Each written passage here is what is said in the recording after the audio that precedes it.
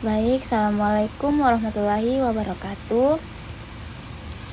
Jadi, hari ini kita akan membahas bagaimana tubuh mengatur ekspresi gen, yaitu proses bagaimana gen menghasilkan produk berupa RNA atau protein sesuai kebutuhan sel.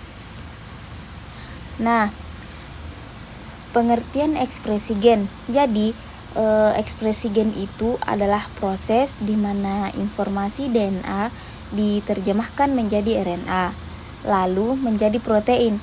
Nah, ini terjadi lewat dua tahap, yaitu tahap transkripsi atau DNA ke RNA dan translasi atau RNA ke protein.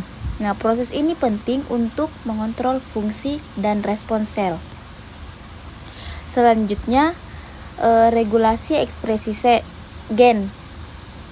Nah, pengaturan ekspresi gen tidak hanya satu langkah, bisa dimulai dari sebelum transkripsi, saat transkripsi berlangsung, sesudahnya, hingga setelah translasi menjadi protein. Tujuannya agar jumlah dan jenis protein yang dihasilkan selalu sesuai kebutuhan sel. Selanjutnya ada faktor transkripsi. Yang pertama itu protein pengatur transkripsi gen, yang dimana faktor transkripsi adalah protein yang membantu mengaktifkan atau menghambat gen. Selanjutnya itu mengikat promotor atau enhancer DNA. Nah, mereka bekerja dengan menempel di DNA, khususnya di daerah promotor atau enhancer. Nah, sehingga mempengaruhi apakah gen itu akan dibaca atau tidak. Selanjutnya ada elemen DNA pengatur.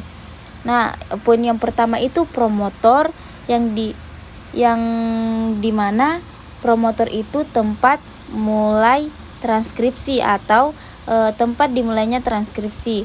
Selanjutnya ada enhancer yang dimana meningkatkan ekspresi gen. Sementara silencer menurunkannya. Nah, ini seperti tombol on off-nya gen. Selanjutnya ada regulasi positif dan negatif. Nah, regulasi positif ini terjadi saat aktivator mempercepat atau membantu proses transkripsi. Sebaliknya, kalau regulasi negatif terjadi saat represor menghambat gen agar tidak ditranskripsi. Nah, ini penting untuk mengontrol kapan gen dibutuhkan.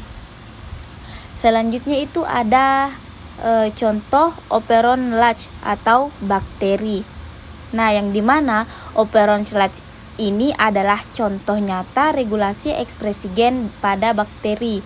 Nah, gen-gen yang terlibat dalam pencernaan laktosa hanya aktif saat laktosa ada di lingkungan.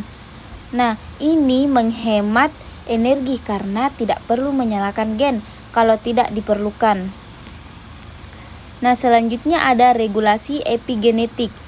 Poin yang pertama itu tidak mengubah urutan DNA, yang dimana regulasi epigenetik adalah cara mengatur ekspresi gen tanpa mengubah urutan DNA.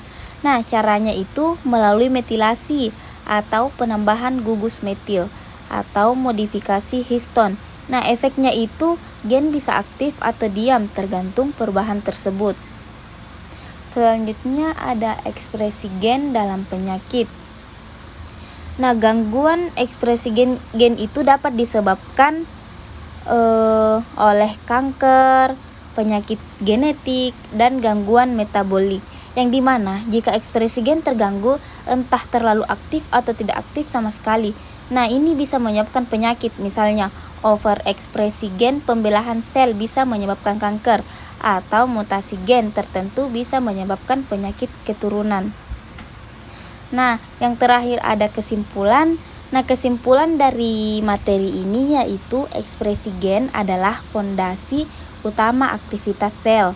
Nah, pengaturannya sangat kompleks dan memahami hal ini menjadi sangat penting dalam bidang bioteknologi yang dimana pengembangan obat dan terapi medis modern. Itulah tadi materi yang saya bawakan.